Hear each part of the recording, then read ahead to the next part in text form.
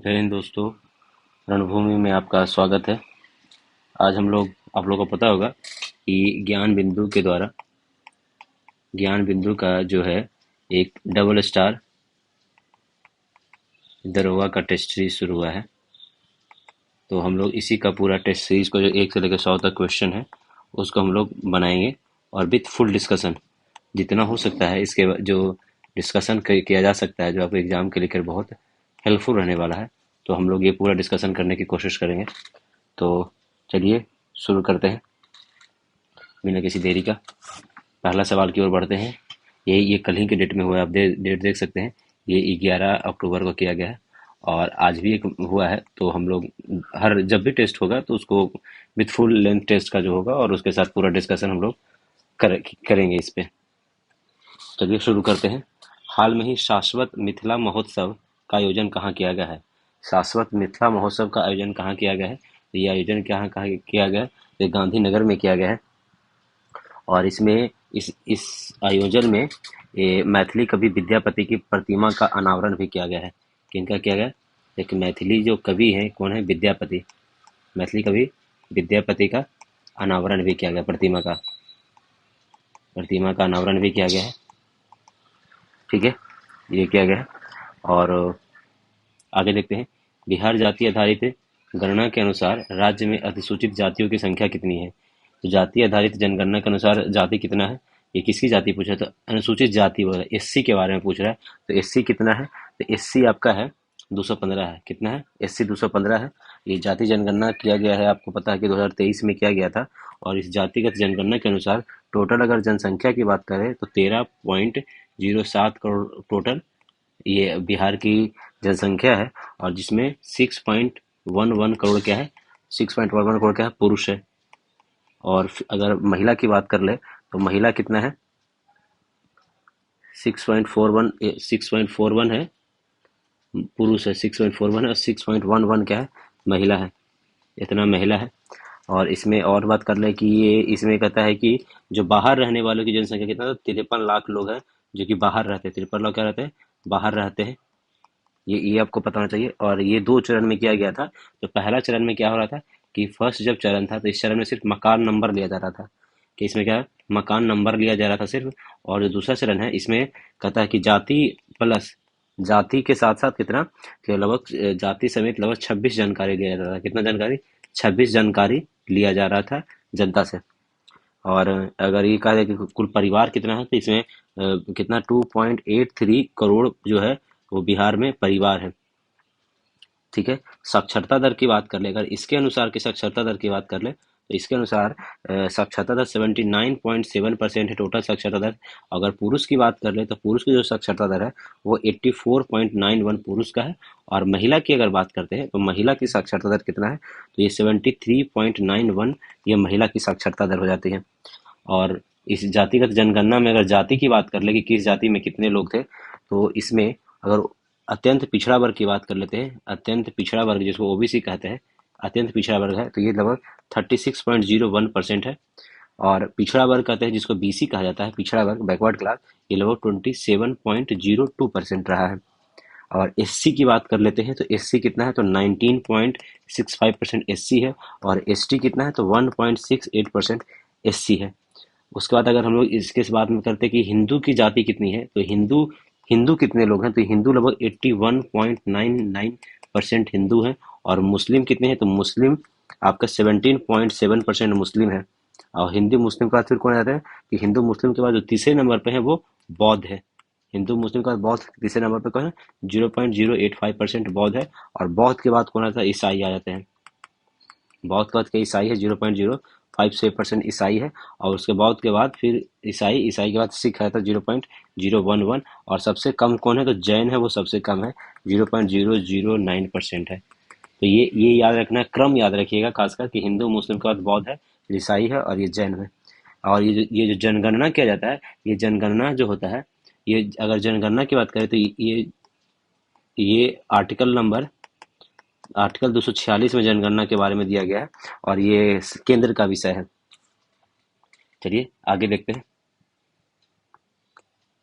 तीसरा नंबर, निम्नलिखित में से कथनों पर विचार कीजिए कि हाल में ही भारत और नेपाल के बीच में संयुक्त सैन्य अभ्यास सूर्य किरण का 18वां संस्करण किया गया है और आयोजन नेपाल के सलखंडी में हुआ। तो ये पहला कथन आपका सही है।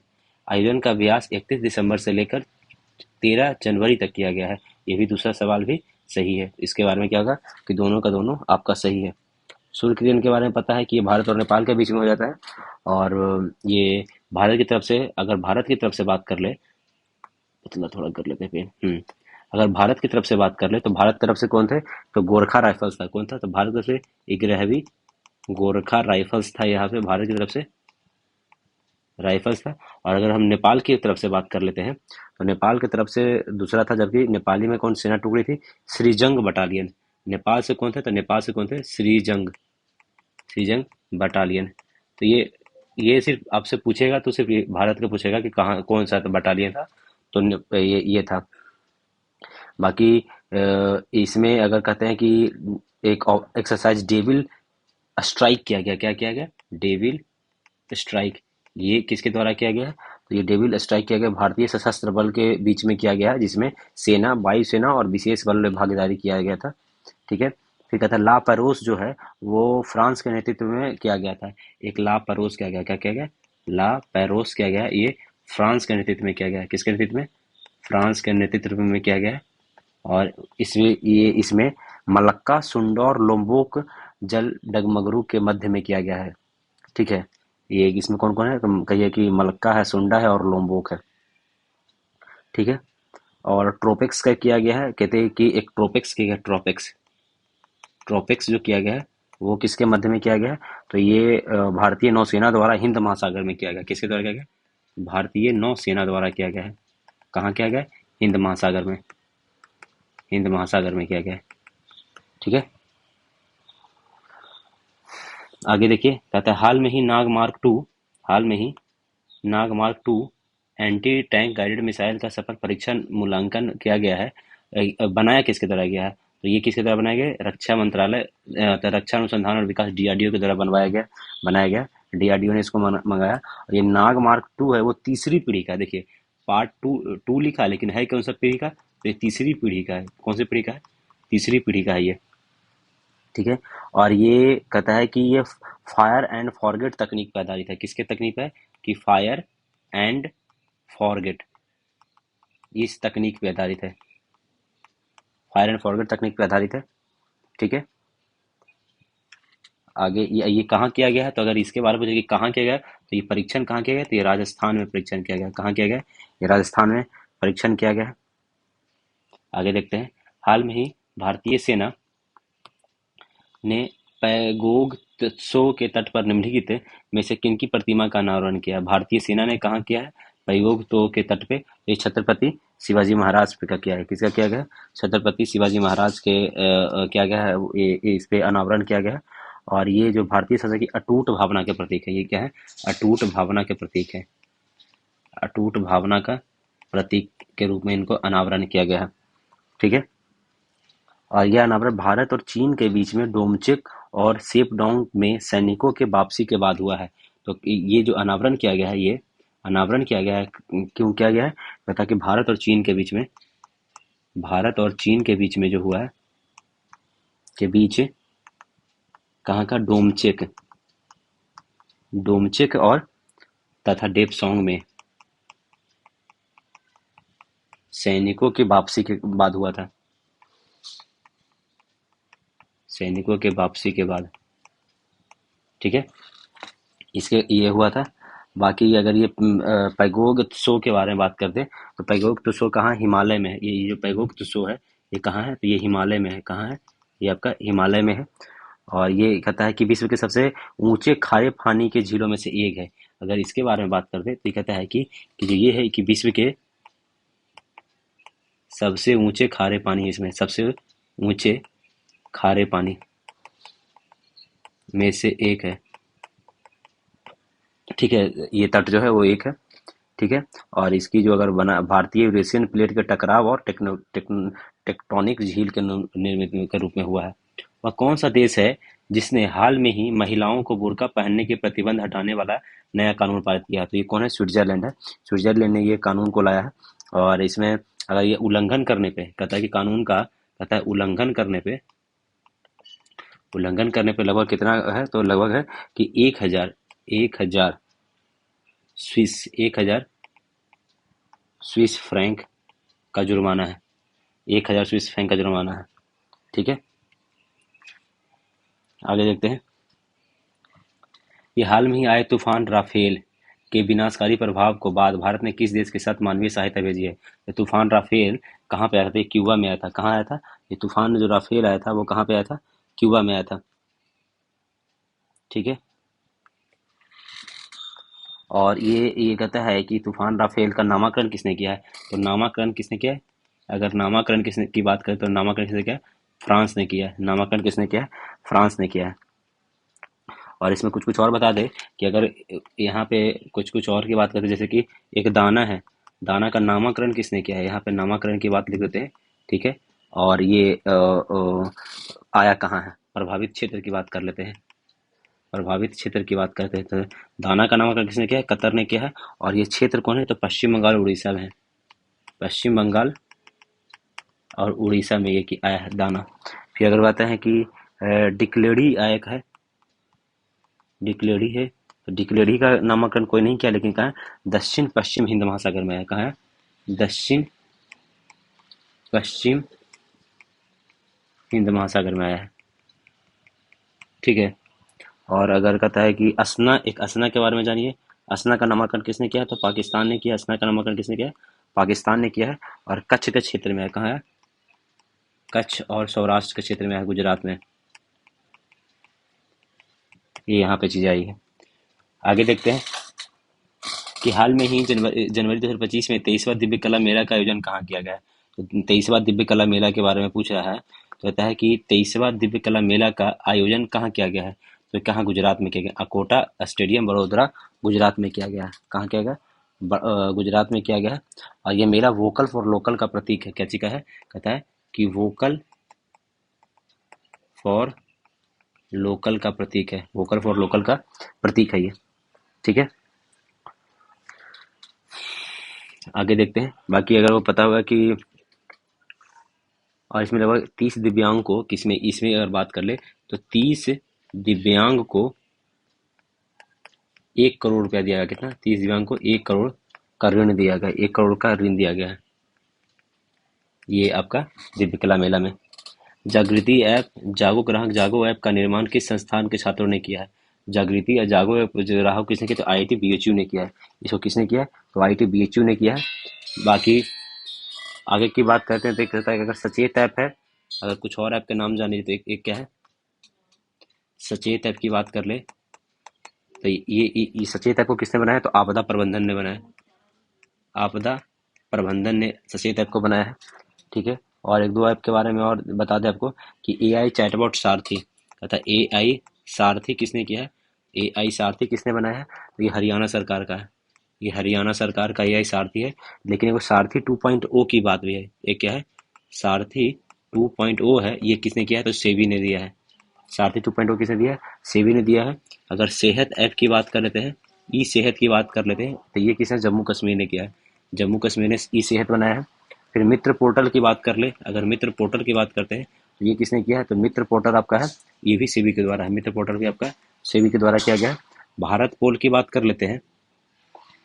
क्या जी? भारत पोल की बात कर लेते हैं तो ये क्या है? ये सीबीआई, गृह मंत्रालय, अमित शाह ने किया सीबीआई के द्वारा। गृह मंत्रालय प्लस सीबीआई के ये है, दोनों के द्वारा मिलकर किया गया। ठीक है, आगे कहता है कि 28वीं हाल में ही आयोजित 76वें गणतंत्र दिवस पर केंद्रीय विषय क्या था? तो स्वर्णिम भारत, विरासत और विकास, इसका थीम ये था। और इसमें गेस्ट कौन थे? मुख्य अतिथि कौन थे? तो मुख्य अतिथि की बात कर ले, मुख्य अतिथि की बात कर ले तो इंडोनेशिया के कहते, कहाँ के? इंडोनेशिया के आपके जो राष्ट्रपति थे, इंडोनेशिया के राष्ट्रपति थे कौन? Prabowo Subianto. नाम क्या है इनका? Prabowo Subianto, Subianto. ये यहाँ पे किया गया था। और इसमें अगर कुछ वो कर लेते हैं कि इसमें 31 झांकियाँ थी। अगर आयोजन की केंद्रीय विषय था, इसमें 31 झांकियाँ थी। झांकियाँ कितना था? 31 झांकियाँ था इसमें। और इसमें कहता है कि, कहता है गणतंत्र दिवस पर भारत में नई मिसाइल प्रलय को पहली बार, एक नई मिसाइल था, नई मिसाइल था प्रलय। मिसाइल का नाम क्या था? प्रलय को प्रदर्शित किया गया था इसमें, प्रदर्शित प्रदर्शित किया था, नहीं मिसाइल प्रलय को किया गया था। फिर एक संजय को भी किया गया था, कैसे का संजय को भी इसमें बताया गया था। ये सब चीज़ें की गई थी। हाल में ही ऑस्कर के लिए, ऑस्कर 25 के लिए सर्वश्रेष्ठ विदेशी फिल्म श्रेणी में कौन सी फिल्म चुनी गई है? तो कौन सी फिल्म चुनी गई है? तो लाफ्ता लेडीज में, लाफ्ता लेडीज को चुनी गई। ऑस्कर बा कितने नंबर का था? ये 97 नंबर का ऑस्कर है। कितने नंबर का ऑस्कर है? तो ये आपका 97 नंबर का ऑस्कर है, और इसमें ये चुना गया है। बाकी अगर शॉर्ट फिल्म की बात करें तो सनफ्लावर, ये है, ये शॉर्ट फिल्म में चुना गया है। अगर शॉर्ट फिल्म की बात करते हैं उसमें कौन है? Sunflower, we are the first ones to know, ये चुना गया है। और अगर कहता है कि फिल्म फेयर की बात कर लेते हैं तो कहता है 59वें फिल्म फेयर की बात कर लेते हैं। फिल्म फेयर, तो 59वें फिल्म फेयर में किसको चुना गया है? 12वीं फेल मिला था। 12वीं फेल को 59वें फिल्म फेयर में अवार्ड दिया गया था। केरल सरकार ने हाल में ही आपदा से निपटने के लिए कौन सी प्रणाली लॉन्च किया है? केरल सरकार ने, तो केरल सरकार ने जो वो किया है उसका नाम क्या है? तो वो है कि कवच, कवच के लॉन्च किया गया, केरल सरकार के द्वारा लॉन्च किया गया। ठीक है। और कवच प्रणाली आपदा प्रबंधन प्राधिकरण द्वारा कैसे, कवच जो है आपदा प्रबंधन का है, क्या है? आपदा प्रबंधन प्राधिकारी के द्वारा ये किया गया है कवच का। ठीक है। हरियाणा सरकार ने सम्मान संजीवनी लॉन्च किया है। अगर हरियाणा की बात कर लेते हैं, हरियाणा ने क्या किया है? सम्मान संजीवनी, सम्मान संजीवनी किसके द्वारा लॉन्च किया गया? तो हरियाणा सरकार के द्वारा सम्मान संजीवनी लॉन्च किया। सिटीजन फीडबैक की बात करते हैं अगर हम लोग, सिटीजन फीडबैक की बात करते हैं तो ये तेलंगाना सरकार के द्वारा किया गया है। तेलंगाना द्वारा सिटीजन फीडबैक लॉन्च किया गया है। ठीक है। और कहता है कि संक्रमण रोग अनुसंधान की बात कर लेते हैं। संक्रमण रोग अनुसंधान ये कहाँ खोला जा रहा है? तो ये बेंगलुरु में खोला जा रहा है। कहाँ? बेंगलुरु में खोला जा रहा है। ठीक है। हाल में किस राज्य में भारत की पहली ग्लास सी ब्रिज का उद्घाटन किया गया? तो ग्लास सी ब्रिज कहाँ किया गया है? तो वो कहा जा रहा है,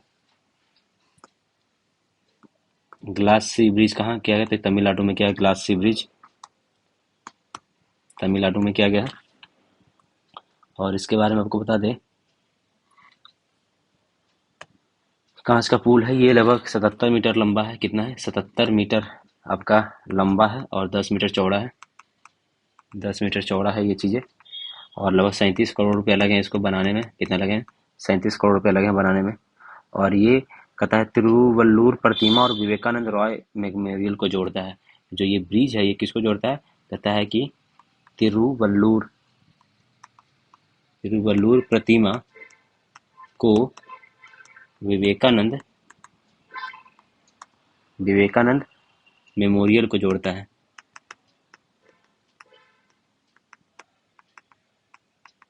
ठीक है। तो ये चीज़ को जोड़ता है। हाल में ही राजस्थान में भारत पाकिस्तान सीमा पर शुरू किए गए ऑपरेशन सरधवा कहाँ शुरू किया गया है? राजस्थान में किया गया है। तो किसके द्वारा शुरू किया गया है? तो ये शुरू किया गया है भारतीय सुरक्षा बीमा के द्वारा शुरू किया गया है। किसके द्वारा शुरू किया गया? भारतीय सुरक्षा बीमा के द्वारा शुरू किया गया है सरधवा। ठीक है। आपको कुछ चीज़ और आपके यहाँ बताते हैं कि जो उद्योग मंत्री कौन है? उद्योग मंत्री जो पीयूष गोयल हैं, कौन है? पीयूष गोयल जी, वो बोले हैं कि 2030 तक 10,000 जीआई टैग देने की बात की है। ठीक है। सिक्किम में आपको ये भी पता होना चाहिए कि सिक्किम में क्या है? सिक्किम में कहता है जैविक मत्स्य क्लस्टर, ये जैविक मत्स्य क्लस्टर सिक्किम में खोला गया है। चलिए आगे देखते हैं। हाल में ही जीनोम इंडिया डेटा कॉन्क्लेव का आयोजन कहाँ किया गया है? तो जीनोम इंडिया कहाँ किया गया? तो ये आपको क्या नई दिल्ली में किया गया जीनोम इंडिया डेटा कॉन्क्लेव। और ये आयोजक कौन थे इसके? अगर आयोजक की बात करते हैं तो आयोजक कौन कौन है? तो आयोजक हैं IISc बेंगलुरु, एससी बेंगलुरु। और फिर और कौन है?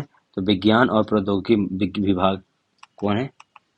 विज्ञान और प्रौद्योगिकी विभाग के द्वारा ये किया गया है। ठीक है। हाल में 18वां प्रवासी भारतीय दिवस कहाँ आयोजन किया गया था? भुवनेश्वर उड़ीसा में किया गया। कहाँ किया गया? भुवनेश्वर उड़ीसा में किया गया। और इसमें एक छूट गया। किस राज्य में भारत का पहला निर्मित सर्जिकल रोबोट एएसआई मंत्रा को स्थापित किया है? एसएसआई मंत्रा नाम है इसका। तो वो कहाँ वो किया गया था? महाराष्ट्र के पुणे में किया गया। तो ये कहाँ किया गया? महाराष्ट्र के पुणे में किया गया। एसएसआई कहाँ? महाराष्ट्र पुणे में ये किया गया। ये कहता है सामान्य सर्जरी, कार्डियोथेरेसिक्स, यूरोलॉजी की सबका प्रक्रिया का परीक्षण करेगा। तो ये सर्जिकल रोबोट है जिसका ना एसएसआई मंत्रा नाम है। वो कहाँ किया जाएगा? पुणे में, महाराष्ट्र के पुणे में किया गया है। 18वां प्रवासी भारतीय दिवस के बारे में बात कर लेते हैं। तो ये आपका आयोजन कहाँ किया गया है? तो ये भुवनेश्वर में किया गया है। कहाँ किया गया? भुवनेश्वर में किया गया। और इसका थीम क्या है? तो विकसित भारत में प्रवासी भारतीयों का योगदान। थीम की अगर बात कर लेते हैं तो क्या था? विकसित भारत में प्रवासी भारतीयों का योगदान, ये इसका थीम था। और अगर इसकी और इसमें और दो बात कर ले इसके से रिलेटेड में कि 2025 को रक्षा मंत्रालय ने क्या इसको घोषित किया है? तो रक्षा मंत्रालय ने सुधारों का वर्ष घोषित किया है। क्या चीज का घोषित किया? सुधारों का वर्ष घोषित किया रक्षा मंत्रालय ने इसको सूचित किया। कहता है कि अंडमान निकोबार के एक जनजाति है, क्या नाम है जनजाति के? जारवा जनजाति है। इसको पहली बार वोट देने का अधिकार मिला है। क्या मिला है? पहली बार वोट देने का अधिकार मिला था। जारवा जनजाति को पहली बार वोट देने का अधिकार मिला है। बिहार की फल्गु नदी जो है, फल्गु नदी है, इसे क्या है? कहता है कि नमामि गंगे योजना में जोड़ा गया है। क्या चीज? नमामि गंगे योजना में जोड़ा गया फल्गु नदी को। ठीक है। फिर पहला जो जनरेशन बीटा बेबी जो आया है, अगर है कि 2025 का जनरेशन बीटा बेबी की बात कर ले, ये कहाँ हुआ है? तो मिजोरम में हुआ है। कहाँ हुआ है? मिजोरम में हुआ है। आगे देखते हैं। हाल में ही अंतर्राष्ट्रीय जलीय जलमार्ग विकास परिषद की पहली बैठक कहाँ हुआ था? कहाँ हुआ? ये आपका हुआ कोलकाता पश्चिम बंगाल में हुआ है। और इसमें सर्बानंद सोनोवाल ने इसका उद्घाटन किया। अध्यक्षता किसने किया है? अगर अध्यक्ष कौन थे इसमें बैठक में? तो सर्बानंद सोनोवाल थे। कौन थे? सर्बानंद सोनोवाल जी थे। ठीक है। और इसी अवसर पर हरित नौका, इस अवसर पर क्या हुआ था? हरित नौका और दिशा निर्देश नदी पर्यटन प्लस दिशा निर्देश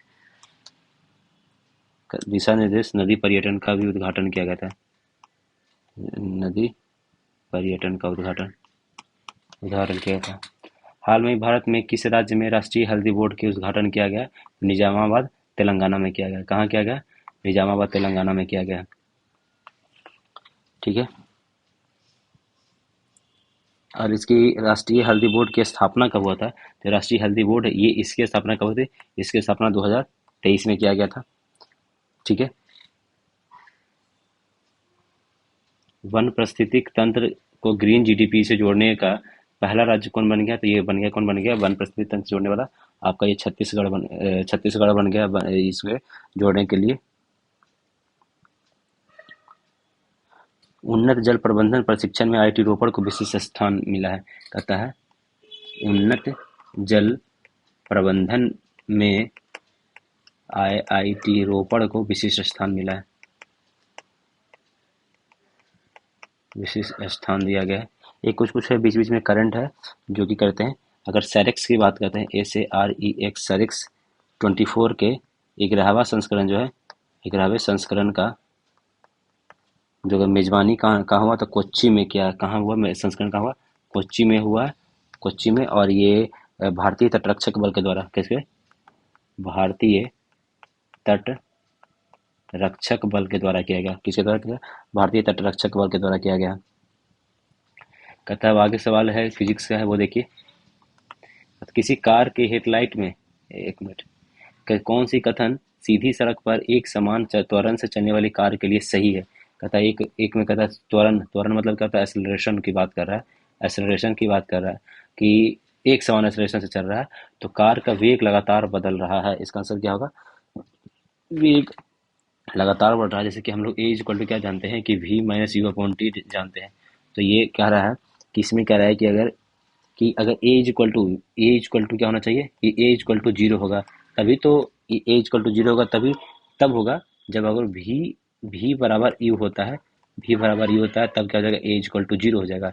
और ए इक्वल टू जीरो यहाँ पे मान रहा है एक समान त्वरण हो रहा है, एक्सेलरेशन चेंज नहीं हो रहा है। तो इसकी बात हो रहा है। तो अब जो v है वो स्टार्टिंग वैल्यू है और u है कि अंतिम वैल्यू है। तो ये बराबर कब होगा? ये जीरो से स्टार्ट होता है, धीरे धीरे धीरे बढ़ते बढ़ते तभी तो बराबर होगा। तो ये कार का वेग लगातार बढ़ रहा है। ठीक है। किसी कार की हेडलाइट में प्रयुक्त दर्पण निम्नलिखित में से कौन सा होता है? कार की अगर हेडलाइट की बात करते हैं तो इसमें कौन सा दर्पण लगाया जाता है? तो इसमें कहा जाता है कि अवतल दर्पण लगाया जाता है। क्या लगाया जाता है? अवतल दर्पण। अवतल को इंग्लिश में हम लोग कहते हैं कॉनकेव मिरर बोलते हैं। कॉनकेव मिरर कैसा होता है कि केव ऐसा होता है कि, और इसमें क्या होता है कि कोई लाइट जाता है तो मान लें कि यहाँ पे पोल है, यहाँ पे सेंटर पर, यहाँ से आएगा तो ये ऐसे वापस आएगा, इधर से जाएगा तो ये ऐसे वापस हो जाएगा। इस तरीके से होता है कॉनकेव दर्पण की बात हो गया। ये सोलर प्लेट में, गाड़ी की हेडलाइट में लगाता है, सर्च लाइट में, दाढ़ी बनाने वाला में, ये सब यूज होता है। ये कहाँ होता है? दाढ़ी बनाने वाला जो होता है उसमें भी यूज होता है। दाढ़ी बनाने वाला मिरर में हो जाता है। ठीक है। उत्तल दर्पण की अगर बात कर ले, ये उत्तल दर्पण है, तो इसकी बात कर लेते हैं। तो ये उत्तल दर्पण के बारे में क्या होता है कि इसका प्रयोग कहाँ होता है? तो कहता है कि वैज्ञानिक उपकरण में होता है, सुरक्षा निगरानी में। ये क्या होता है? सुरक्षा निगरानी में भी इसका उपयोग किया जाता है। बाकी सजावट में होता है, फोटोग्राफी में भी होता है इसका, फोटोग्राफी में भी उत्तल दर्पण का उपयोग किया जाता है। ठीक है। कहता है अवतल अवतल दर्पण को अभिसारी दर्पण कहा जाता है। इसको क्या कहते हैं? कहता है इसको अभिसारी कहते हैं, और इसको अपसारी कहते हैं। इसको क्या कहा जाता है? इसको अपसारी दर्पण कहता है। अपसारी का दर्पण कहा जाता है। और इसको क्या कहता है? किसको कहता है? अभिसारी अभिसारी दर्पण कहा जाता है। ठीक है। कहता है सौर भट्टी में सूर्य के प्रकाश को केंद्रित करने के लिए अवतल दर्पण तथा उत्तल लेंस का उपयोग किया जाता है। क्या बोल रहा है कि अगर सौर भट्टी जो होता है, सौर भट्टी में क्या किसका उपयोग किया जा रहा है? तो कहता है कि सूर्य का प्रकाश केंद्रित करने के लिए अब सौर भट्टी में क्या होता है कि हम लोग अवतल दर्पण प्लस उत्तल लेंस का उपयोग करते हैं। किसे कहते हैं? उत्तल लेंस का उपयोग करते हैं इसमें। ठीक है। अगर अवतल दर्पण की बात कर लेते हैं, तो होता है कि जो ये प्रतिबिंब बनता है वस्तु से छोटा, बराबर या वस्तु के बराबर, तीनों बनता है। अगर इसकी बात करते हैं, जो दर्प ये प्रतिबिंब जो बनेगा, प्रतिबिंब जो बनता है वो कहता है कि बराबर भी बन सकता है, बड़ा भी बन सकता है, और छोटा भी बन सकता है। ये तीनों तरीके से बन सकता है। ठीक है। और अगर ये उत्तल दर्पण में कहता है कि हमेशा वस्तु से छोटा बनता है। अगर इसकी बात कर लेते हैं, ये चीज को हटा दीजिए, ये वाली लाइन, हाँ। तो होता है कि इसकी बात कर ले तो ये प्रतिबिंब जो बनता है, ये हमेशा क्या होता है? छोटा बनता है। इसमें हमेशा छोटा बनता है। ठीक है। ये आंतरिक ऊर्जा किनकी योग होती है? तो गतिज ऊर्जा और स्थितिज ऊर्जा की योग होती है। ये एम, जिसको फार्मूला का पता होता है, एम ई बराबर क्या होता है कि P E potential two plus kinetic energy, दोनों प्लस में होता है। यही है फार्मूला। फिर काइनेटिक एनर्जी का फार्मूला होता है हाफ एम बी स्क्वायर होता है, और इसका क्या होता है? इसका होता है एम जी एच हो जाता है, मैं इसका। ठीक है। 20 द्रव्यमान वाले वस्तुओं का इतना के त्वरण से एक साल स्थानांतरण होता है, तो लगने वाले बल की प्रक्रिया, आपको फार्मूला पता है, F equal to M upon M into A होता है। एम का वैल्यू दिया कितना? 20 केजी दिया है, और ए का वैल्यू दिया है 4 दिया, तो मतलब 80 न्यूटन आंसर आ जाएगा। इसका क्या आ जाएगा? 80 न्यूटन आंसर आ जाएगा। कहता है घरेलू उपकरणों में प्रयुक्त सुरक्षा फ्यूज जो लगा रहता है, ये जो सुरक्षा फ्यूज लगा रहता है, वो बनी होती है, उस धातु की बनी होती है जिसका, कहता है कि सुरक्षा फ्यूज में गलनांक कम हो, मतलब कि अगर ज़्यादा हाई वोल्टेज हो तो तुरंत क्या हो जाना चाहिए कि वो टूट जाना चाहिए। क्या होना चाहिए कि तुरंत टूट जाना चाहिए। और अगर ये फ्यूज की बात कर ले तो ये क्या चीज़ का बना होता है? तो ये बना होता है शीशा और कॉपर का भी बना होता है, शीशा प्लस कॉपर का बना होता है। या तो फिर कहता है कि अगर एक चीज़ और बना होता है कि ये शीशा और टीन का भी बना होता है, या तो शीशा और टीन का बना होता है। ये दो चीज़ों का बना होता है। और ये हमेशा कहता है कि फ्यूज हमेशा सदैव लाइव वायर में जोड़ता है। इसको कहता है कि हमेशा लाइव वायर में जोड़ा जाता है, जिसमें करंट है लाइव वायर में जोड़ा जाता है। ठीक है, ये लाइव वायर में जोड़ा जाता है। और आगे देखिए चुंबकीय क्षेत्र का एसआई मात्रक क्या है, चुंबकीय क्षेत्र का एसआई मात्रक क्या है, चुंबकीय क्षेत्र का एसआई मात्रक क्या है, टेस्ला है, इसका क्या है, टेस्ला है।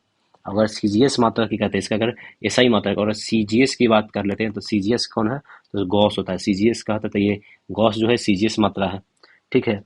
और कहता है कि अगर कहता है चुंबकीय, ये वेबर किसका है, तो ये कहता है चुंबकीय फ्लक्स की बात कर लेते हैं, चुंबकीय फ्लक्स है उसका क्या होता है, वेबर होता है। और अगर चुंबकीय फ्लक्स का सीजीएस की बात करते हैं, चुंबकीय फ्लक्स का सीजीएस जो होता है, सीजीएस होता है वो आपका ये हो जाता है, चुंबकीय फ्लक्स का सीजीएस कहता है उसको मैक्सवेल कहते हैं। एक बीकर में 4 डिग्री ताप पर पूर्णतः जल से भरा हुआ है, जल से ऊपर होकर बहने लगेगा यदि 4 से ऊपर गर्म किया जाए, नीचे गर्म किया जाए या दोनों दोनों किया जाए। क्या इसमें कहा जाएगा कि दोनों पे किया जाए, कहता ए और बी हो जाएगा, इसमें क्या आंसर हो जाएगा, सी हो जाएगा। कहते हैं 4 डिग्री पर जल का जो घनत्व अधिकतम होता है, 4 डिग्री पे क्या होता है, जल का जो घनत्व है अधिकतम होता है, जल का घनत्व क्या होता है, अधिकतम होता है इस पे, ठीक है। हाइड्रोजन के किस समस्थानिक में न्यूट्रॉन नहीं होता है, तो होता है कि न्यूट्रॉन नहीं होता है तो वो प्रोट्रियम में नहीं होता है। पर तो पता है कि कितना इसमें होता है, तो इसमें समस्थानिक कितने होते हैं, तो 3 होते हैं, कितने होते हैं, 3 है। पहला का नाम क्या है इसमें, प्रोट्रियम, पहला का नाम क्या है, प्रोटियम, जिसको 1H1 लिखते हैं। दूसरा क्या होता है, दूसरा का ड्यूटेरियम, ड्यूटेरियम इसको बोलते हैं, जिसको 1H2 कहते हैं इसको।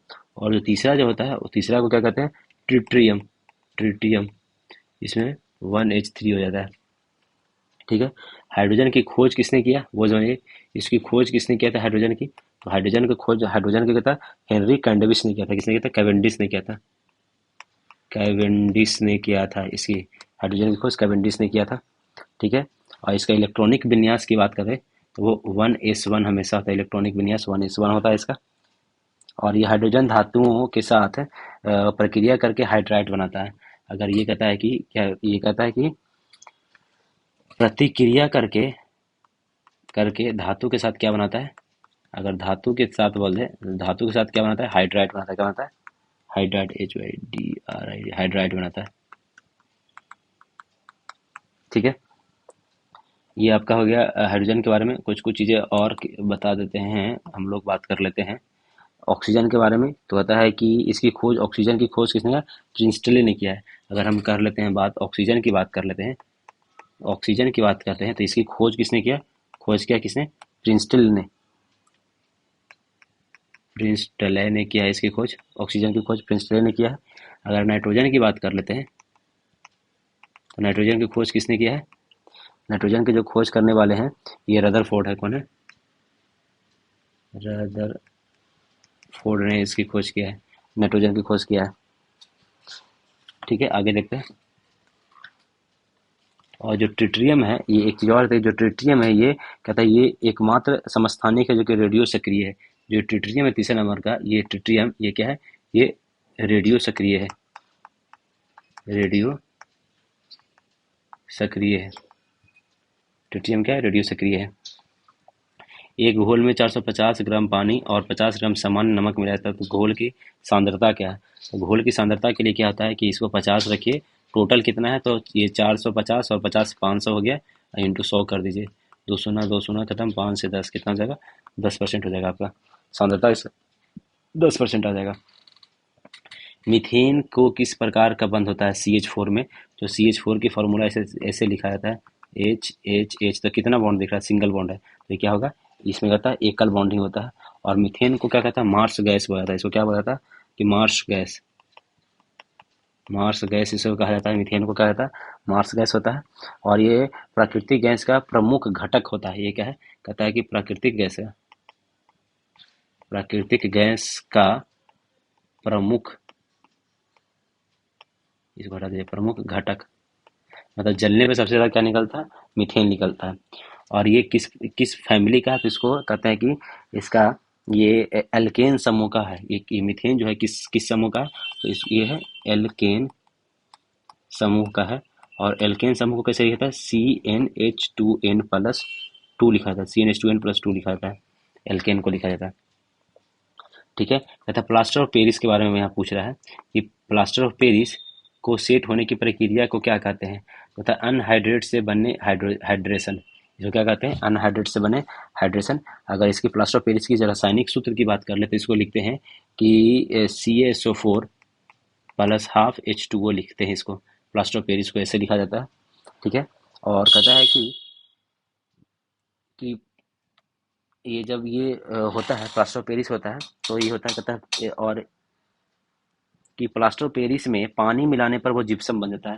कहता है कि पीओपी में पानी मिलाने पर क्या, पानी मिलाने पर क्या बनता है?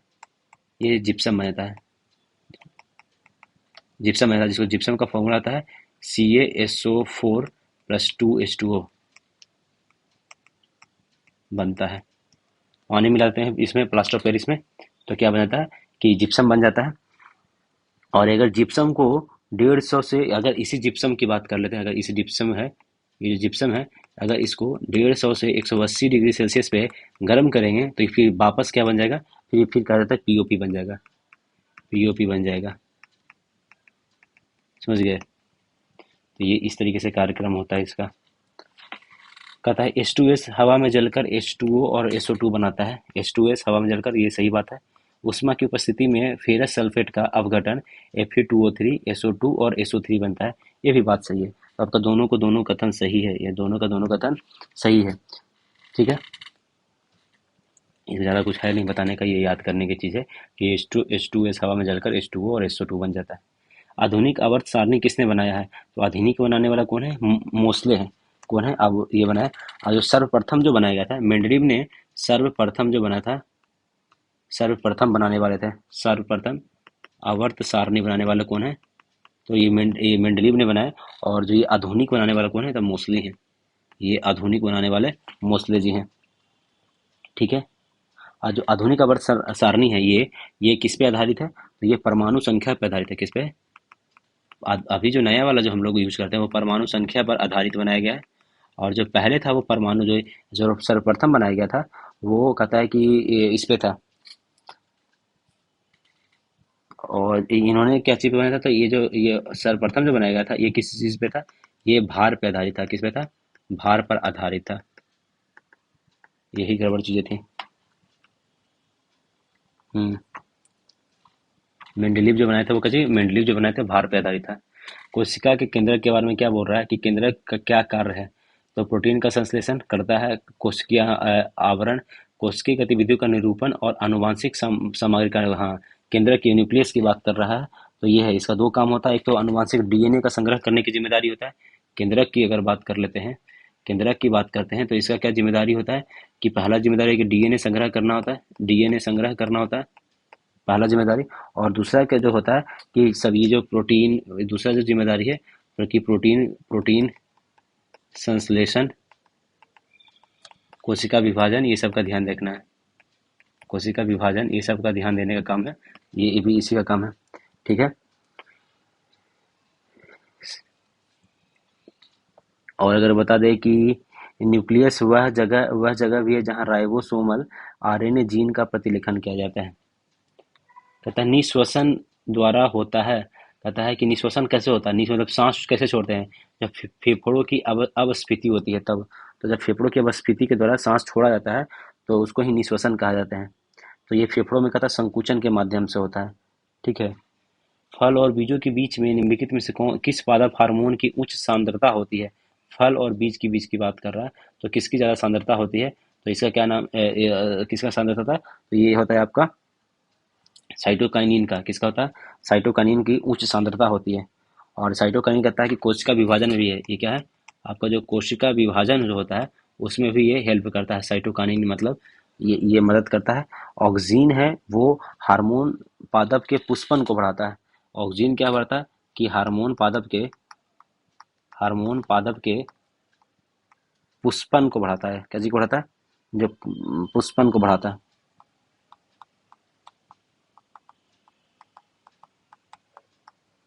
ठीक है। आगे कहता है कि खरपतवार नाशी की भूमिका भी निभाता है। जो ये ऑक्सीन है ये क्या निभाता है? खरपतवार नाशी, खरपतवार नाशी की भूमिका भी निभाता है। तो कौन निभाता है? तो यहाँ पे ऑक्सीन ही निभाता है, ठीक है। जिबरेलिन है जो कि बौना पौधों को लंबा करने का काम करता है। जो जिबरेलिन है कहता है कि जो बौना पौधा है, बौना पौधा को लंबा करता है, कहता है कि लंबा करने का काम किसका है, वो जिबरेलिन का काम है। ठीक है। जो एवस्किस का ये क्या है, ये वृद्धि रोधक है। ये क्या है, ये वृद्धि रोधक, कहता है ये वृद्धि रोधक क्या है, हार्मोन है ये। एबिस एबिसिसिक अम्ल जो है वो वृद्धि रोधक हार्मोन है। ठीक है। आगे देखिए, ब्रेड के ऊपर जो बेर ऊपर उठाने के लिए कौन सी सामग्री डाली जाती थी, तो सबको पता है ये खमीर खमीर डाली जाती है। और ये क्या करता है, खमीर कहता है शर्करा को ग्रहण कर लेता है, कार्बन डाइऑक्साइड और इथेनॉल नामक अल्कोहल को बाहर करता है। तो ये खमीर क्या कहता है कि, कहता है कि CO2 और इथेनॉल, CO2 और इथेनॉल को नामक अल्कोहल को बाहर निकालता है। इथेनॉल को क्या करता है, बाहर निकालता है। ठीक है। आगे कहता है कि एवीज में शामिल है, एवीज में क्या शामिल है, पक्षी शामिल है। एवीज में क्या शामिल है, एवीज में क्या शामिल है, पक्षी शामिल है। ठीक है। निम्न से कौन सा एक रूपांतरित तना है, तो तना कौन है, तो अब इतना में आलू ही है जो एक तना है। क्या है, आलू एक तना है, और बाकी सब क्या है आपका, जड़ है, रूपांतरित जड़ है। तो ये सब चीजें हैं। निम्नलिखित से कौन सा भाग गर्भ निरोधक कहता है, कॉपर्टी है, डायफ्राम भी है, कुंडोम, सभी के सभी है। गर्भ निरोधक तो इजी चीजें है। मानव मस्तिष्क का निम्नलिखित से कौन सा भाग बुद्धि और चतुराई के लिए केंद्र है, बुद्धि और चतुराई का केंद्र कौन है, तो वो कौन है, तो सेरिब्रम है। कौन है केंद्र, वो तो सेरिब्रम है, जो कि चतुराई के लिए है। ये सबसे बड़ा भाग होता है मस्तिष्क का, क्या है, ये सबसे बड़ा भाग है, सबसे बड़ा भाग है मस्तिष्क का, सबसे बड़ा भाग सेरिब्रम ही है, कहता है। और हाइपोथैलेमस जो है, ये भूख प्यास प्यार घृणा ये सबको कंट्रोल करने का काम इसका है।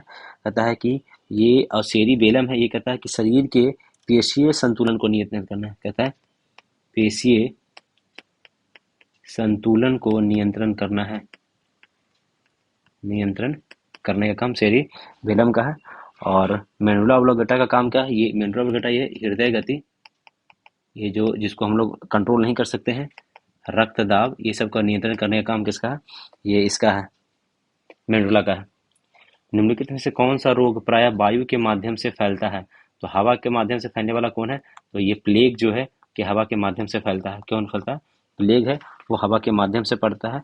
और ये चूहा से पहले फैलता था, और ये जीवाणु जनित रोग है। ये क्या है, जीवाणु जनित रोग क्या है, प्लेग है, वो जीवाणु जनित रोग है। ठीक है। हैजा जो होता है वो कौन होता है, कि विब्रियो कॉलरी जीवाणु से होता है। हैजा किसका होता है, विब्रियो विब्रियो कॉलरी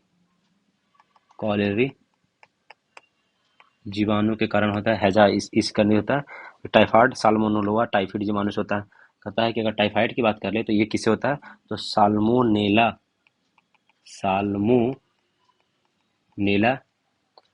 टाइफी जीवाणु से होता है। सब बैक्टीरिया से साल्मोनेला टाइफी के कारण इसे होता है। ठीक है। आगे देखते हैं। ये माइक्रोबैक्टीरियम, ये ट्यूबरकुलोसिस होता है, तो इसको कहते हैं माइक्रोबैक्टीरियम नाम के इससे होता है। कबूतर, मच्छर और चमगादड़ के पंख दिखाते हैं।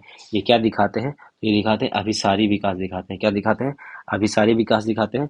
और अभिसारी विकास का मतलब होता है कि जिसके समान पूर्वज होते हैं, लेकिन अलग अलग परिवर्तनीय पर्यावरणीय परिस्थितियों के और आवश्यकताओं के अनुकूल होने के कारण अलग अलग लक्षण विकसित होते हैं। तो अभिसारी में क्या होता है कि आपका समान पूर्वज होते हैं। क्या होते हैं, समान पूर्वज होते हैं, लेकिन कहता है कि पर्यावरण परिस्थिति, क्या होता है, पर्यावरणीय परिस्थिति के कारण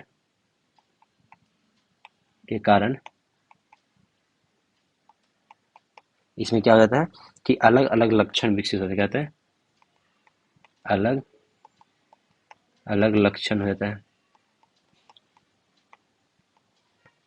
अलग लक्षण विकसित हो जाते हैं। इसी को अभिसारी पूर्वज कहा जाता है। ठीक है।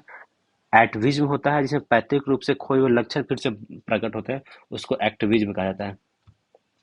ये क्या होता है, इसको ये देखिए कि एटविज्म जो है, एटविज्म है, वो क्या होता है कि पैतृक रूप से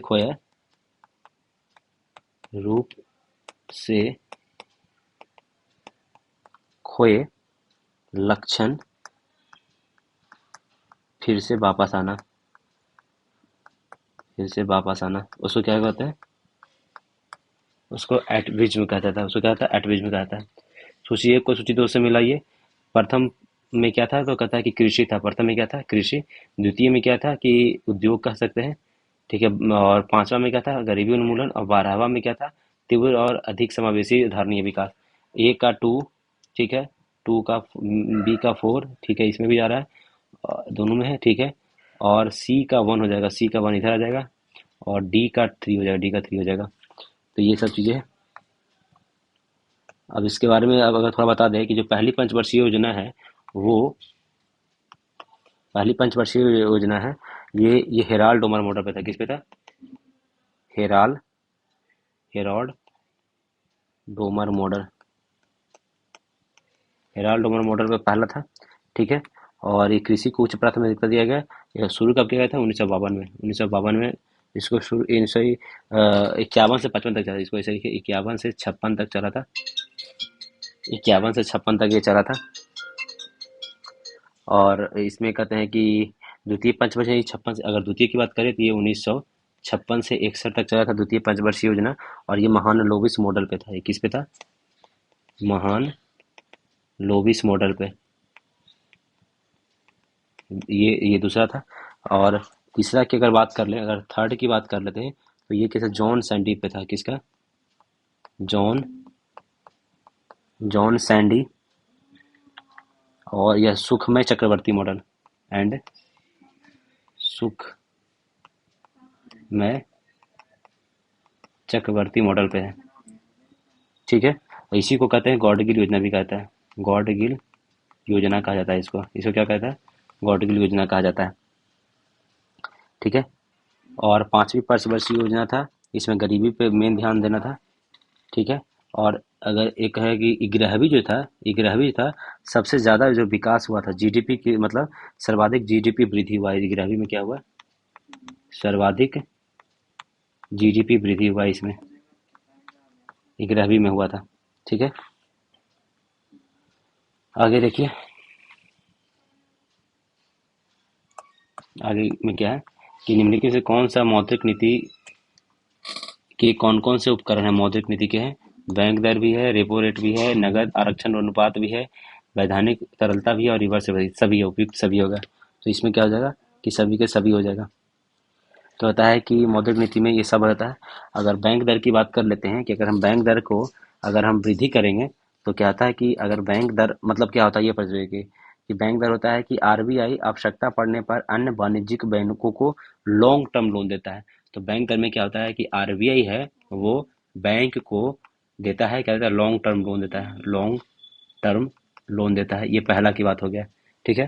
फिर अगर और ये हो गया। दूसरा की बात कर दें कि ये आरबीआई वाणिज्यिक बैंकों को, ये दूसरा की अगर बात करते हैं तो इसमें भी आरबीआई है वो किसको कि बैंक को लोन देता है। ये क्या देता है? शॉर्ट टर्म लोन देता है। कैसे देता है? शॉर्ट टर्म लोन देता है इसमें, ठीक है। और जो अगर हम कर ले कि सीआरआर की बात कर ले, तो होता है कि आरबीआई के पास एक निश्चित प्रतिशत आरबीआई के पास रखना होता है। जो सीआरआर है इसे कहता है कि आरबीआई के पास निश्चित अमाउंट में पैसा, कहता है कि पैसा रखना होता है, पैसा रखना होता है, आरबीआई के पास रखना होता है। इसको कहता है नगद सुरक्षित, इसको कहते हैं, इसको सीआरआर भी बोला था। इसको क्या होता है? सीआरआर बोला था। इसको वैधानिक तरलता एसएलआर, स्टैट्यूटरी लिक्विड रेशियो, ये क्या होता है? अपने पास रखना होता है कि नहीं, अपने पास रखना होता है कुछ अमाउंट, कुछ अमाउंट, कुछ अमाउंट कहता है अपने पास रखना होता है, ठीक है। और रिवर्स रेपो रेट की अगर हम बात करते हैं, होता है कि वाणिज्यिक बैंक अपनी तरलता को कम करने के लिए आरबीआई के पास जमा करता है। तो इसमें क्या होता है कि जो बैंक है वो किसको देता है? ये आरबीआई को देता है कुछ समय के लिए, कहती शॉर्ट टर्म के लिए। किसके लिए? शॉर्ट टर्म के लिए, ठीक है। सीमांत बचत प्रवृत्ति का क्या है? सीमांत अगर बचत की बात कर रहे हैं तो सीमांत बचत की प्रवृत्ति का ये क्या है? तो होता है कि ये सीमांत बचत मतलब होता है कि बचत में परिवर्तन और आय में परिवर्तन। तो होता है कि डी हो जाएगा। इसको कहते हैं बचत में परिवर्तन, बचत में परिवर्तन और इसको कहते हैं आई में परिवर्तन। ये आपका हो गया, इसको परिवर्तन की सीमांत बचत इसी को कहा जाता है। ठीक है, एक होता है उपभोग सीमांत परिवर्तन। एक क्या होता है, इसको उपभोग सीमांत परिवर्तन कहते हैं। उपभोग सीमांत परिवर्तन होता है। तो उपभोग सीमांत परिवर्तन में क्या होता है कि उपभोग में परिवर्तन, उपभोग में परिवर्तन ये हो, और प्लस और कहता है आई में परिवर्तन। ये क्या है आपका, यही चीज को यहाँ पे लिखा गया है। ये उपभोग सीमांत परिवर्तन कहा जाता है। ठीक है, ये इसको कहते हैं सीवाई को कहते हैं, ये औसत कहता है कि उपभोग प्रवृत्ति को कहते हैं। इसको क्या कहते हैं, औसत उपभोग प्रवृत्ति हो गया। और इसको कहते हैं औसत बचत प्रवृत्ति, औसत बचत प्रवृत्ति, इसको ये कहा जाता है। निम्नलिखित में से कौन सा कथन गलत है। गलत कथन के बारे में पूछ रहा है कि साधन लागत शुद्ध राष्ट्रीय उत्पाद को राष्ट्रीय आय कहा जाता है। सही है। बचत अंतिम वस्तुओं, सभी अंतिम वस्तुओं और सेवाओं के बाजार मूल्य की बाजार कीमत पर सकल राष्ट्रीय उत्पाद कहलाता है। हाँ, ये भी सही है। जीडीपी की गणना मध्यवर्ती वस्तुओं और सेवाओं के मूल्य पर किया जाता है। किसी देश की आर्थिक वृद्धि का सर्वाधिक उपयुक्त माप प्रति व्यक्ति, नहीं, यहाँ पे कुछ गड़बड़ हो गया, ये गलत है। जीडीपी की गणना मध्यवर्ती वस्तु पे नहीं किया जाता है, अंतिम वस्तु पे किया जाता है। किसी पे कहता है, अंतिम वस्तु पे किया जाता है। आपका ये सही हो जाएगा। ठीक है, मल्होत्रा समिति के बारे में बात कर लेते हैं कि मल्होत्रा समिति क्या था। तो होता है कि मल्होत्रा समिति किसी से था, तो बीमा क्षेत्र के सुधार के लिए मल्होत्रा समिति था, बीमा क्षेत्र से था।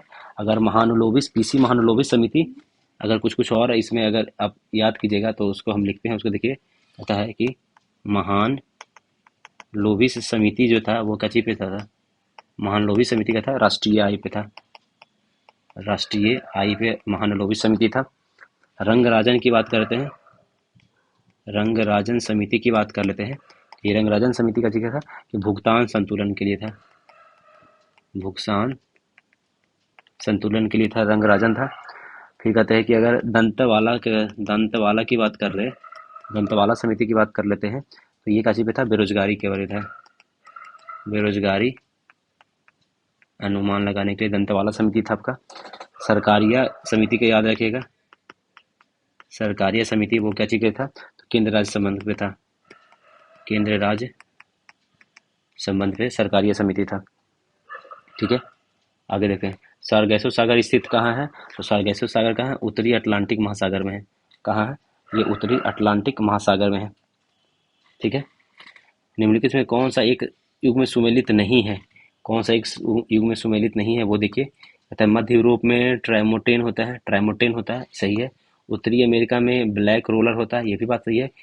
ये शामल इंडोनेशिया नहीं बल्कि शामल कहाँ, ये ईरान में है। शामल कहाँ है आपका, ये आपका ईरान में है। और ऑस्ट्रेलिया में ब्रिक फिल्टर होता है, ये बात सही है। तो आपका गलत कौन हो गया, आपका ये हो गया। बाकी चिनूक के बारे में बताते कुछ और याद रखिए। चिनूक है वो कहाँ होता है, रॉकी पर्वत पर अमेरिका, रॉकी पर्वत यूएसए में चिनूक है। ठीक है, फॉन है, ये कौन है, आल्पस पर्वत पे का है, आल्पस पर्वत पे है, आल्पस पर्वत हो गया फॉन। ठीक है, स्विट्जरलैंड में कहाँ, स्विट्जरलैंड में ये है, फॉन हो गया। हरमंटन है, सहारा रेगिस्तान में है। अगर हरमंटन की बात कर दे, ये कहाँ, सहारा रेगिस्तान में, सहारा रेगिस्तान अफ्रीका है, वहाँ पे है, ये चीज़ पता होगा आपको। सिमूम कहाँ है, अरब अरब रेगिस्तान में सिमूम है। सिमूम कहाँ है, तो ये अरब रेगिस्तान में है। ठीक है, आगे देखते हैं। सिरोको सहारा, हरमंटन हो गया सहारा में। और सिरोको कहता है कि अगर एक जो इम्पोर्टेंट पूछता है हमेशा, सिरोको है वो कहाँ से है, चलता है, तो ये सहारा मरुस्थल से चलता है भूमध्य सागर की तरफ। कहाँ से चलता है, भूमध्य सागर की तरफ चलता है इसको। और ये कहता है कि इटली पहुंचता है, ये लाल दिखने लगता है, ये खून की हवा भी इसको कहा जाता है। राजस्थान में केवलादेव राष्ट्रीय उद्यान किसके लिए प्रसिद्ध है, राजस्थान का जो केवलादेव है वो किसके लिए प्रसिद्ध है। केवलादेव किसके लिए प्रसिद्ध है? तो कहता है केवलादेव कहता है कि ये पक्षी के लिए प्रसिद्ध है। कैसे के लिए? पक्षी के लिए। और इसको कहता है कि इसको पक्षियों का स्वर्ग कहा जाता है। इसको क्या कहता है? पक्षियों का स्वर्ग कहा जाता है। केवलादेव को पक्षियों का स्वर्ग कहा जाता है। ठीक है। 2011 की जनगणना के अनुसार भारत का दूसरा सर्वाधिक जनसंख्या वाला कौन है? दूसरा दिल्ली है, ये सेकंड है। फर्स्ट कौन है? मुंबई है। फर्स्ट नंबर पे कौन है? मुंबई है। ठीक है। आगे देखिए, राष्ट्रीय राजमार्गों का चौराहा के नाम से प्रसिद्ध कानपुर किस नदी के किनारे है? तो कानपुर किस नदी के किनारे है? तो गंगा नदी के किनारे है। कानपुर जो है वो किस नदी के किनारे है? गंगा नदी के किनारे है। ठीक है। और अगर कुछ कुछ और बता दें कि जैसे कि आगरा क्या है? आगरा यमुना नदी के क्या है? कहता है यमुना नदी पे कौन है? आगरा है, यमुना नदी के किनारे है, आगरा है। और यहाँ पे अगर ये सरयू नदी के किनारे अगर बात कर ले तो सरयू नदी के किनारे कौन है आपका? अयोध्या कौन है? अयोध्या सरयू नदी के किनारे है ना, अयोध्या सरयू नदी के किनारे है। ठीक है। आगे देखिए, और बाण सागर परियोजना निम्न में से किस नदी पर स्थित है? बाण सागर है परियोजना, ये सोन नदी है जो कि निकलता कहाँ है? तो अमरकंटक की पहाड़ी से निकलता है ये, पहाड़ी से निकलता है। और ये निकलता है। और ये बाण सागर परियोजना है कहाँ? तो ये एमपी में है। और ये एमपी में है। और ये बाण सागर परियोजना है, ये हेल्प किसको किसको करता है? हेल्प करता है ये यूपी को करता है, बिहार को करता है और एमपी को करता है। ये तीनों स्टेट को हेल्प करता है। ठीक है। और ये परियोजना का निर्माण कब हुआ? अगर इसकी बात करते हैं 1978 में बनाया गया, शुरुआत किया गया था और 2006 में पूरा हुआ। 2006 में पूरा हुआ। ठीक है। अरावली और विंध्य पर्वत के मध्य में कौन सा पठार है? तो ये अरावली और विंध्य के बीच में कौन है? मालवा का पठार है। कौन सा पठार है? ये अरावली और पर्वत के बीच में कौन है? मालवा का पठार है। ठीक है। और यहाँ पे कहता है कि ये ग्रेनाइट के चट्टान से बना हुआ। क्या चीज का बना हुआ? एक ग्रेनाइट की चट्टान से बना हुआ है। ग्रेनाइट की चट्टान से बना हुआ है। ठीक है। और इसमें कुछ और है, ये क्या है? जो प्रायद्वीपीय पठार है वो गोंडवाना भूमि का भाग है। जो प्रायद्वीपीय जो पठार है ये किसके है? गोंडवाना भूमि का भाग है। गोंडवाना भूमि का भाग है। जैव आवर्धन के संदर्भ में निम्नलिखित कथनों पर विचार कीजिए। इनकी सांद्रता प्रत्येक पोषण स्तर पर घटती है। ठीक है। घास स्तर परितंत्र में सांप एक तृतीय उपभोक्ता है। क्या है? तृतीय उपभोक्ता है। तो इसमें सही कौन है? तो कहता है कि केवल दो सही है। क्या है? घास स्थल में परितंत्र में सांप एक तृतीय उपभोक्ता था, केवल दो सही है। आसानता ये कम होता है, ये कि ये बात आपका गलत है। किस अधिनियम के तहत मुंबई और मद्रास प्रेसिडेंसी को कलकत्ता प्रेसिडेंसी के अधीन कर दिया गया? ये 1773 के रेगुलेटिंग एक्ट में किया गया था। कब किया गया? 1773 का रेगुलेटिंग एक्ट है। और इसी में बंगाल के जो गवर्नर थे उनको क्या कहता है कि बंगाल का गवर्नर जनरल कहा जाने लगा। गवर्नर जनरल कहा जाने लगा। और ये पहले कौन थे? तो ये विलियम वॉरेन हेस्टिंग थे। कौन थे ये? पहले पहले कौन बने? वॉरेन हेस्टिंग्स बने। कौन बने? वॉरेन हेस्टिंग्स बने ये सबसे पहला वो। ठीक है। और इसी के हिसाब से 1774 में पता है कि क्या सुप्रीम कोर्ट की स्थापना हुआ, स्थापना किया गया। कहाँ? कलकत्ता में। कलकत्ता में स्थापना किया गया। निम्न से कौन सा समिति पंचायती समिति से विकास से संबंधित नहीं है? ठीक है। तो कहता है कि कौन सा समिति पंचायत समिति नहीं? तो जीवी के राव है, एल.एम. सिंघवी है, थुंगन समिति है, राजमन्नार ये नहीं है। तो राजमन्नार नहीं है। अगर जेबी के समिति के बारे में बात कर दे तो ये जेबी के समिति कब बनाया गया? तो 1985 में बनाया गया जेबी के समिति, जेबी के 85 में। और एल.एम. सिंघवी समिति बनाया गया 1986 में। ठीक है। और थुंगन समिति 1988 में बनाया गया, 1988 में। और ये राजमन्नार समिति बनाया गया था 1969 में बनाया गया था। और ये राजमन्नार का केंद्र राज्य संबंध के लिए था। ये किसके लिए था? तो ये केंद्र राज्य संबंध के लिए था। ये राजमन्नार समिति केंद्र राज्य संबंध के लिए था। जीवन और व्यक्तिगत स्वतंत्रता का संरक्षण का अधिकार किस अनुच्छेद में वर्णित है? ये आर्टिकल 21 की बात कर रहा है। ये किसकी बात कर रहा है? आर्टिकल 21 की बात कर रहा है। बाकी 15 में क्या है? तो आर्टिकल 15 में क्या है? कहता है कि जाति, धर्म और लिंग, जन्म स्थल के भेदभाव का निषेध है। इसमें क्या है? भेदभाव निषेध है, ये आर्टिकल 15 में है। 17 में है छुआछूत का अंत है, इसमें छुआछूत का अंत है, छुआछूत का अंत है 17 में। ठीक है, ये इसमें संवैधानिक उपचार है, इसमें क्या है? संवैधानिक उपचार है इसमें। और आर्टिकल 15 में क्या है कि जाति, धर्म, लिंग के आधार पर भेदभाव निषेध, ये आर्टिकल आपका 15 में दिया था। किसकी नियुक्ति राज्यपाल द्वारा नहीं की जाती है? तो इसमें से किसकी नियुक्ति राज्यपाल के द्वारा नहीं किया जाता है? मुख्यमंत्री का होता है, राज्य के महाधिवक्ता का भी होता है, राज्य निर्वाचन आयुक्त का भी होता है, उच्च न्यायालय के न्यायाधीश नहीं, ये राष्ट्रपति करते हैं। कौन करते हैं? ये आपके राष्ट्रपति जी करते हैं। इसकी नियुक्ति कौन करते हैं? राष्ट्रपति जी नियुक्ति करते हैं। और मुख्यमंत्री की नियुक्ति आर्टिकल कितना में? आर्टिकल 164 में है, मुख्यमंत्री की नियुक्ति है। महाधिवक्ता की अगर नियुक्ति की बात कर ले तो ये आर्टिकल 165 में है। ये कब है? आर्टिकल 165 में महाधिवक्ता की नियुक्ति है।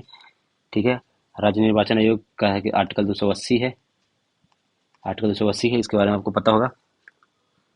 ठीक है, किस संविधान संशोधन के तहत लोकसभा की सीट को 525 से बढ़ाकर 545 कर दिया गया था? ये 31वां संविधान संशोधन था। कितने नंबर का था?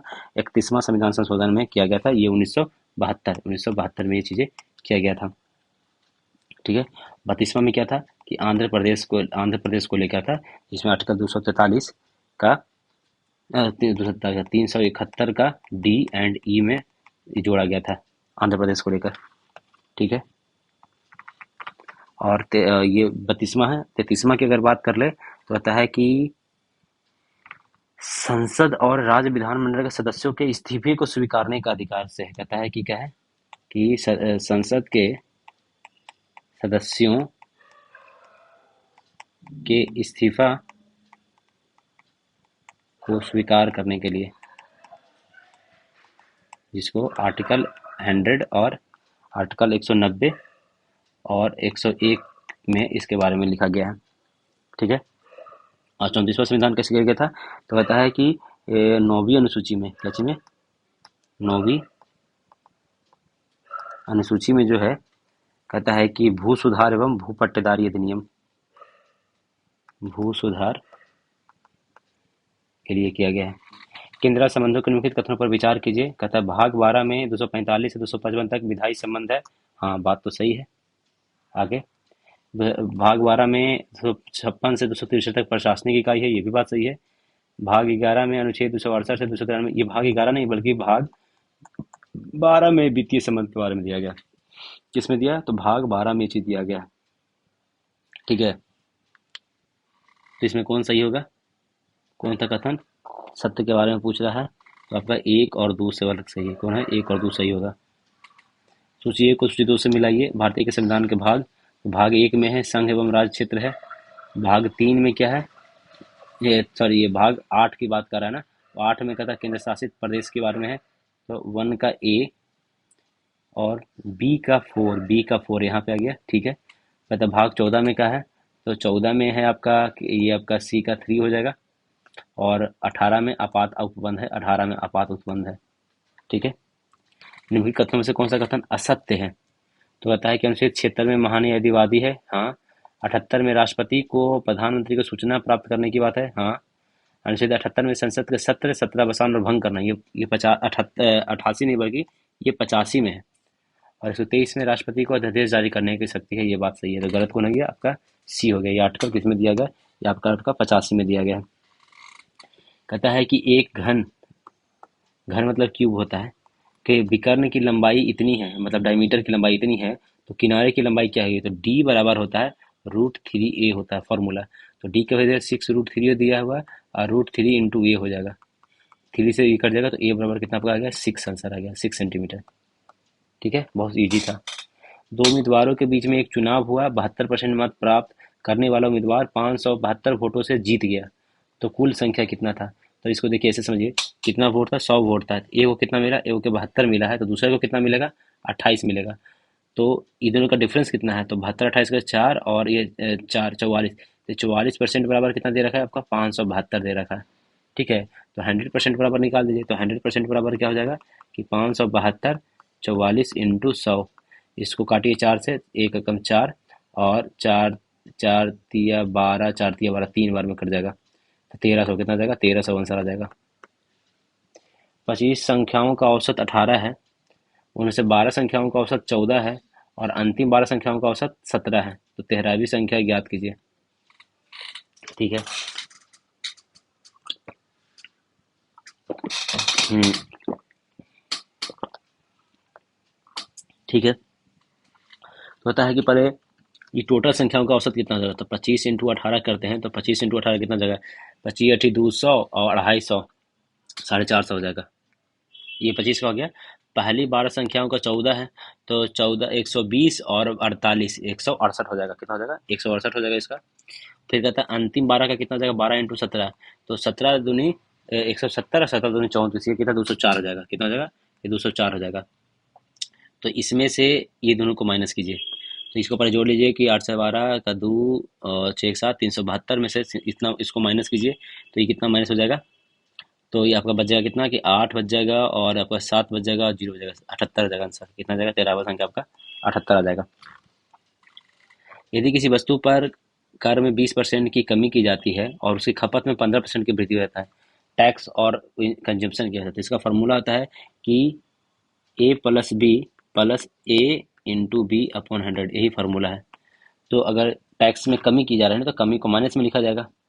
तो कमी को माइनस में जाएगा, 20% की कमी हो गया और 15% का बढ़ोतरी हो गया, प्लस कहता है कि ये प्लस और माइनस, यहाँ पे -20 इंटू 15 अपॉन 100, तो ये यहाँ पर जाएगा -5 और ये कितना जाएगा कि 15 300 और ये काट देगा तो 3 बार में कट जाएगा, तो -3 है बराबर -8। तो कमी कितना हो जाएगा, 8% का हो जाएगा। कमी पूछ रहा है ना, तो माइनस में जाएगा ये आंसर। निम्नलिखित में से कौन सा शब्द स्त्रीलिंग है, उपहार, मस्तक, ग्रंथ और रचना। रचना स्त्रीलिंग होता है, रचना स्त्रीलिंग है। पंकज में कौन सा समास है, पंकज में कौन सा समास है, तो पंकज में बहुब्रीहि समास है।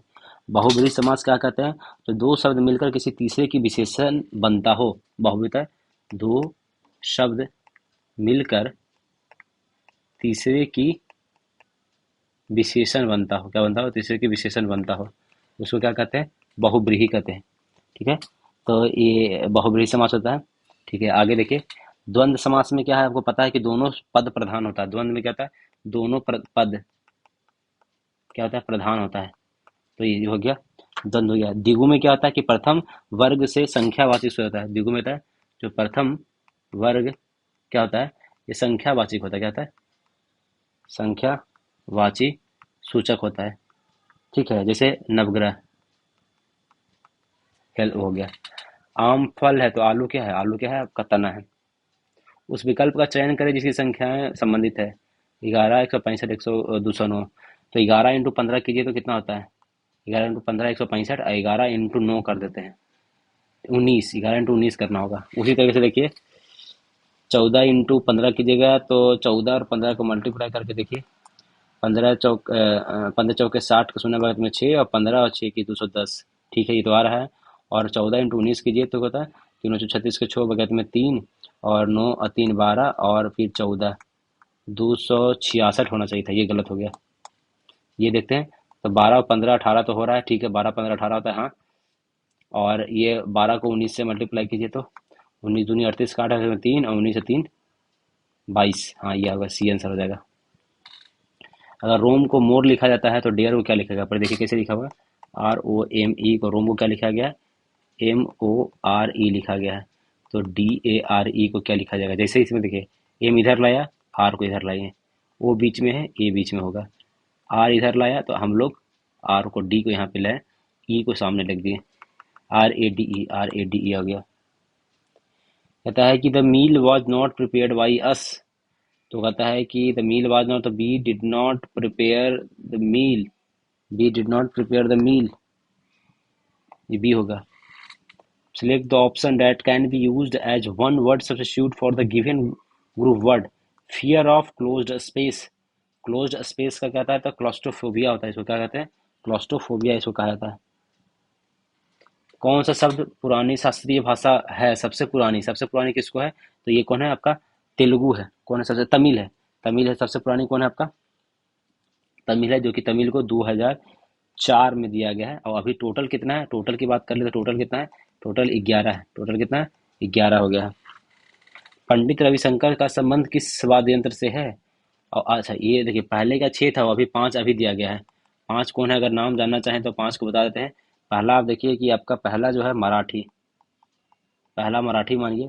फिर कहता है कि बंगाली, फिर अपने बिहार का पाली, बिहार में ही प्राकृत भाषा भी बोला जाता है, और फिर असमिया। ये 5 हो गया। पंडित रविशंकर का संबंध किससे था? तो ये सितार बजाते थे। पंडित रविशंकर जी क्या बजाते थे? सितार बनाते थे। और इनको 5 ग्रैमी अवार्ड दिया गया। 5 ग्रैमी अवार्ड दिया गया इनको। बिहार के राजवंशों का सही कालानुक्रम समझाइए। तो सबसे पहले तो मौर्य वंश आएगा, दू होगा। मौर्य का तो हसीन मसूक शाह को पता होगा, हसीन मसूक शाह।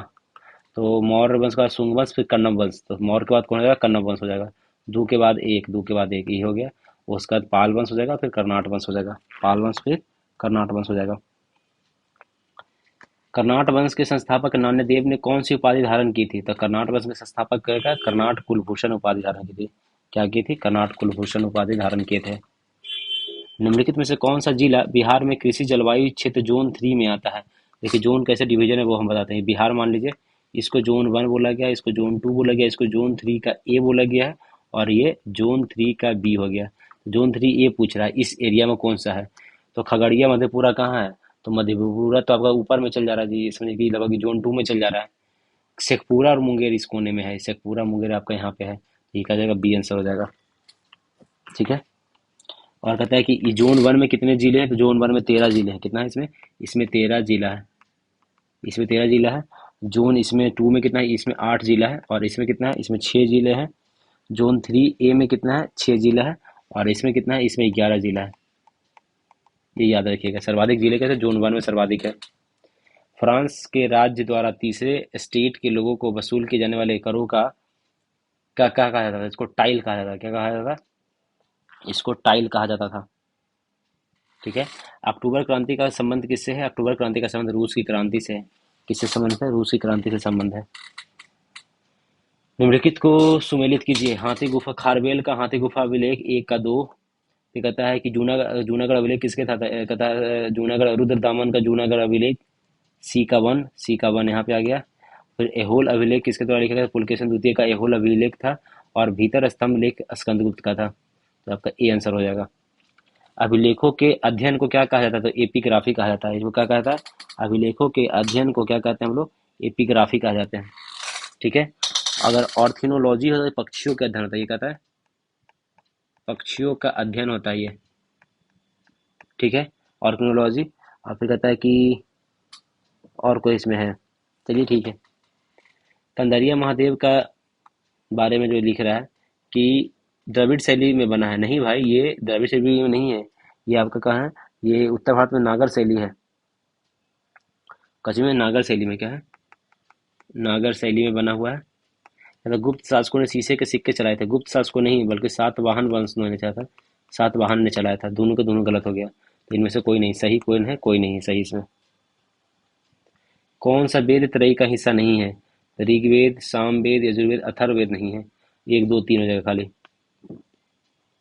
ऋग्वेद, सामवेद, यजुर्वेद है, अथर्ववेद नहीं है, क्योंकि ये बहुत बाद में लिखा गया था, इसलिए इसको नहीं रखा गया।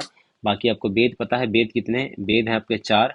आपको वेदांग की बात कर लेते हैं तो वेदांग कितने हैं? 6। पुराण कितने हैं? तो पुराण आपको कितने हैं? 18 है। ये याद रखिएगा। कहता है कि ब्राह्मण साहित्य के कालानुक्रम समझाइए। तो सबसे पहले क्या आया? वेद आया सबसे पहले, फिर उसके बाद ब्राह्मण, फिर आरण्यक, फिर उपनिषद। तो ये 87 का आपका हो जाएगा, ए हो जाएगा। ठीक है। आगे देखते हैं। वेदांग की संख्या कितनी है अभी बताएं। वेदांग की संख्या कितनी है? 6 है। दिल्ली सल्तनत काल के प्रचलित विभिन्न भागों को मिलाइए। तो कहता है कि दीवाने आरिज था आदेश, आरिज मतलब आदेश, सैन्य विभाग को आदेश दिया था। 2 का ए, 2 का ए, 2 का ए। कहता है रिसालत का था तो ये विदेश मंत्रालय था। 3 का डी, 3 का डी यहाँ पे हो गया। दीवाने बिजारत क्या था? तो कहता है बिजारत था राजस्व विभाग एवं वित्त विभाग बिजारत था। और दीवाने इंसा समाचार पत्र का था। दीवाने इंसा समाचार पत्र था। ये आपका आंसर हो गया। अकबर द्वारा शुरू किए गए विभिन्न सुधारों को उनके कालानुक्रम के अनुसार कौन सा सही है? दास प्रथा अंत 62 में, ठीक है। जजिया कर, ये गलत है, ये गलत है। जजिया कर 1564 में लगाया था, ये सही इसके साथ होगा।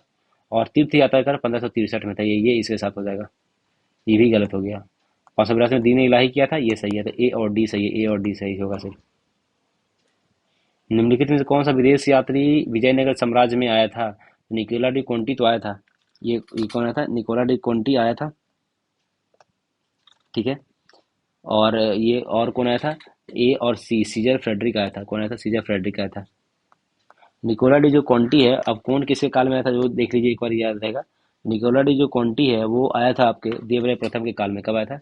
देवराय प्रथम के काल में आया था, निकोला डी कोंटी आया था, ठीक है। और अगर सीजर फ्रेडरिक आया था, ये पुर्तगाली यात्री था जो कि तालिकोटा के युद्ध के समय में आया था। फ्रांसवा वर्नियर के बारे में अगर बता दें, ये औरंगजेब के काल में आया था। ये कब आया था? औरंगजेब के काल में आया था, ठीक है।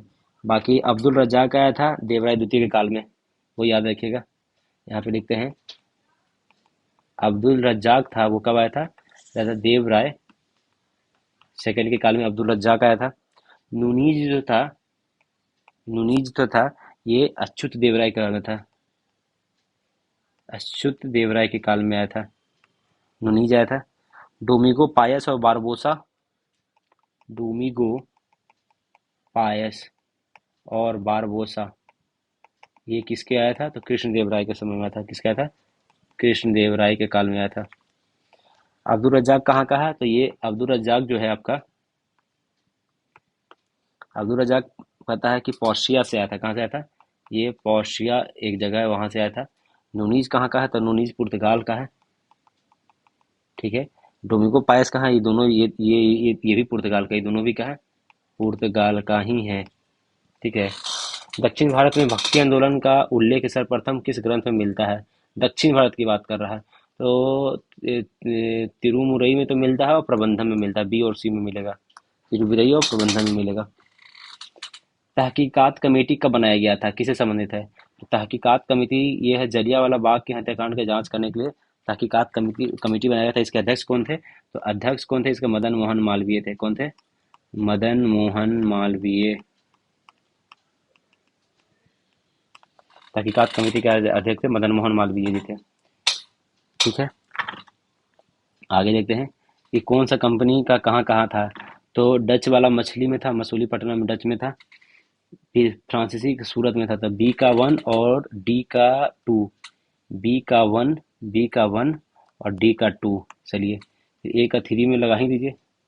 ए का 3 पुर्तगाल का कोचीन में आया था, सबसे पहले तो वहीं पे आया था। और डेनिस आया था ट्रेकोबार में, ठीक है।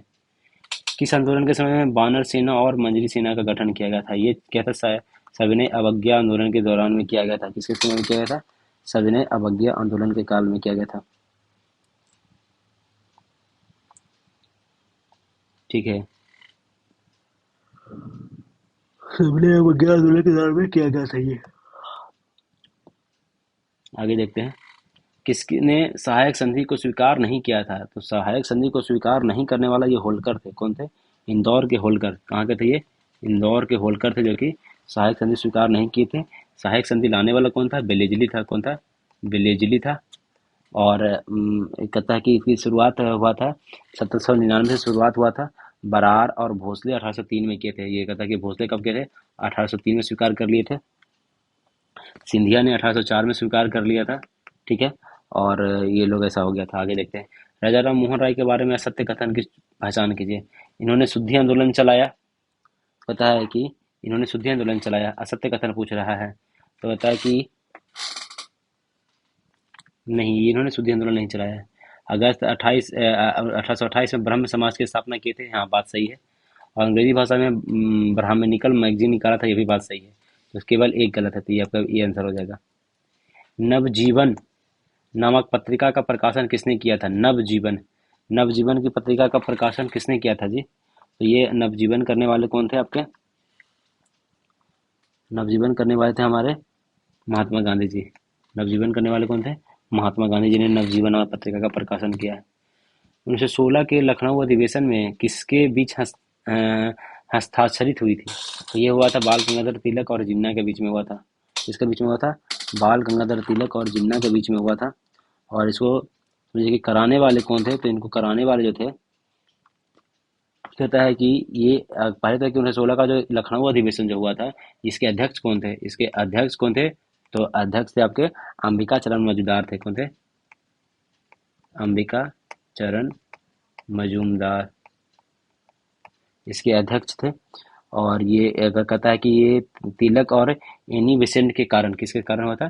तिलक और प्लस बेसेंट के कारण, एनी बेसेंट के कारण में ये कहता है कि कांग्रेस और मुस्लिम लीग का समझौता हुआ था। कहता है कि कांग्रेस और मुस्लिम लीग का समझौता हुआ था। ठीक है। इलाहाबाद की प्रथम संधि 12 अगस्त 1765 में किसके बीच में हुआ था?